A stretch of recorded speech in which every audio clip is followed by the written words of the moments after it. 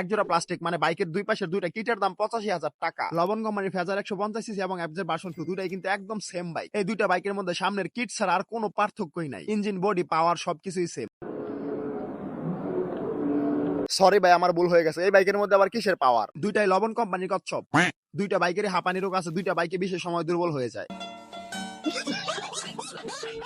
আপনারা উল্টাপাল্টা ভাবেন না, রাস্তায় ওভারটেক করতে গেলে একটু হাঁপায় উঠে আর কি। এই দুর্বলতা সারিয়ে ওঠার একমাত্র ওষুধ কলকাতা হারবাল। আমরা যতই হারবাল খাওয়াই কোনো কাজ হবে না, কারণ এই ভাই কলকাতা থেকেই আসছে। দুইটা বাইকের মধ্যে রয়েছে অত্যাধিক পরিমাণের কমফোর্ট, আরো বেশি কমফোর্ট, অনেক বেশি কমফোর্ট, চাক্কার ভিত্তে কমফোর্ট, সিটের ভিত্তে কমফোর্ট, ট্যাঙ্কির ভিত্তে কমফোর্ট, মানে সব জায়গায় শুধু কমফোর্ট। রাইড করলে ভাই কমফোর্টের ঠেলায় আপনি এটা একদম মানে বিমান হয়ে যাবে। এই বাইকের মধ্যে একদম সোফার ফিল পাবেন। এই সাটা ভাঙ্গা বাইকের সবচেয়ে বড় পার্থক্য কি জানেন? এই দুইটা বাইকের প্রাইস। এফজেড ভার্সন 2 এর দাম 2,35,000 টাকা। অন্যদিকে ফেজারের মধ্যে দুই পাশে কিট লাগায় ব্যাঙের মতো একটা লুক দিয়ে দাম বাড়া দিছে 85,000 টাকা।